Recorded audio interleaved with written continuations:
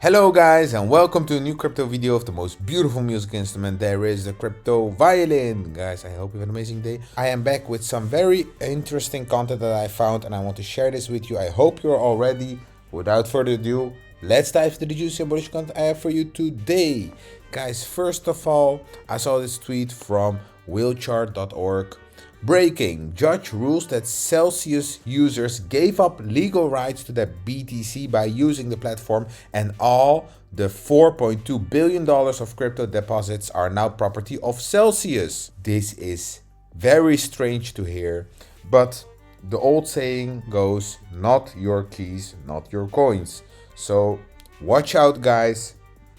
Don't put crypto on an exchange unless you're planning to trade it short term. If you're holding long term, then use a Ledger Nano S. So the Ledger Nano S is a very good alternative. We live in a clown society where people save their hard-earned money, they pay taxes, and in the end they try to invest because they try to get out of the matrix and get financially free, and they invest and buy crypto on an exchange.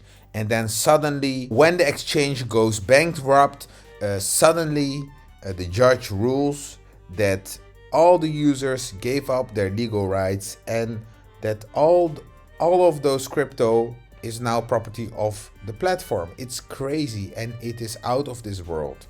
Second of all, this tweet also from wheelchat.org. Breaking. Crypto lender Genesis considers bankruptcy, lays off 30% of staff. Guys, do you realize that there's one firm that is only consistently hiring staff and is staying firm and is steadily growing day by day, and that is Ripple, guys. You see all other projects day by day, they're failing, they're giving up, they're laying off their staff, or they're going bankrupt, but Ripple is steadily growing. So this is a huge sign for me that we chose a winning team and that we will see big jumps in price on the XRP charts. Soon. So guys, I'm gonna show you this video, and this video I showed a couple of times already on my channel, but I want to emphasize the following. The stock is not a company. That's what Jeff Bezos, one of the richest people in the world, is explaining to us. He saw every metric in his business grow, but the stock fell and the stock went to a fraction of its price.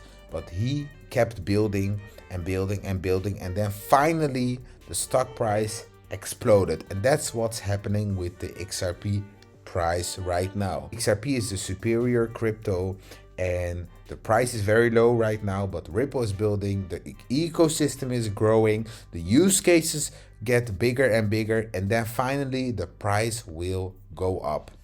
Watch this.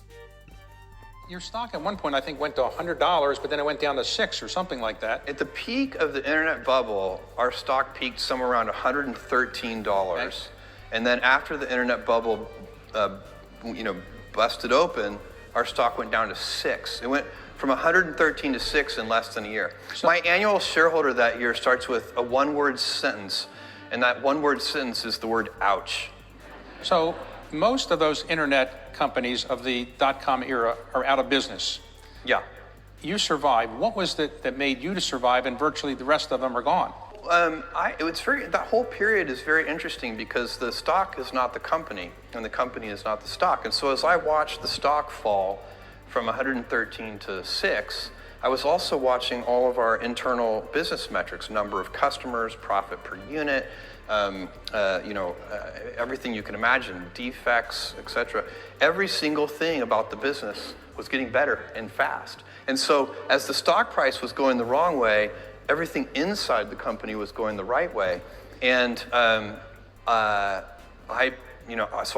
we didn't need to go back to the capital markets. We didn't need more money. The only reason, a financial bust like the internet bubble bursting is, makes it really hard to raise money. But, we already had the money we needed. So we just needed to continue to progress. So Ripple is continuing to progress, and finally, and when the time is right, XRP will explode and we will see great price rises, guys. You heard it from one of the richest men alive. Next is John E. Deaton that tweeted the following: "Where do I begin with this one? I have so much I could say. I don't know where to start." A good friend of mine said, "You can't make this stuff up."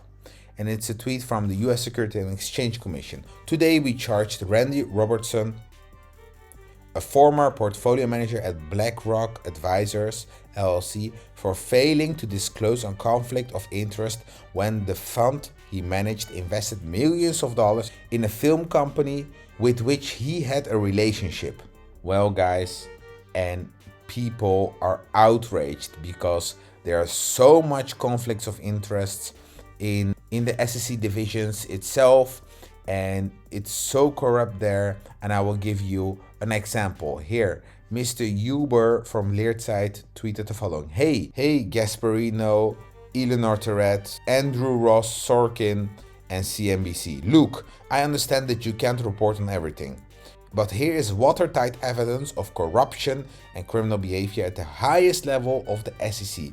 Can you not at least explain to why this is not worth reporting? And he is sharing the Hinman emails. This was sent from within the department to William Hinman. Happy to talk live. My Outlook is up to date if you want to schedule something. However, the analysis is the same for Simpson as it's always been. You have a bar under the criminal financial conflict with Simpson because you have an ongoing financial interest in the firm. Meeting with them while having such a conflict is not permitted. As we discussed during your briefing, even calls with them are not permitted. It's also a serious optic issue. You can be seen to be granting special access to a firm you have a financial interest in. This meeting is small enough to raise concerns. And then somebody mailed Hinman, how is it going? Crazy busy as usual. Want to have lunch again sometime? Hinman followed up and said, hey, thanks for reaching out. I'm around next week for lunch, if that sounds good. They damn know that they're wrong, and they're even laughing about this. Hinman mails, thanks Josh, buying my lunch to watch you eat a lunch you bought for yourself sounds perfect. I'm generally around next week. Any day you prefer? And then Joshua Bonney followed up and said, buy yourself lunch while you are sitting at the same table as me, also buying myself lunch. If so, let me know. It will be easier for me to toss out dates for you. Well, this is corruption. They know what they are doing. They're trying to make it up by saying, I'm buying myself lunch, what's the harm? But Hinman had an ongoing financial interest in Simpson Treacher, and this is corruption on the highest level. And Jay Clayton, the head of the SEC, dropped the lawsuit the last day he was in office and then went to work for One River Asset Management that's heavily invested in Bitcoin and Ether. And we all know what happened. Ethereum exploded after Ripple went down. This is very dirty. So we know now that they are playing a game. And why are they playing a game? Because they know what we own. And they want to work against Ripple, work against XRP.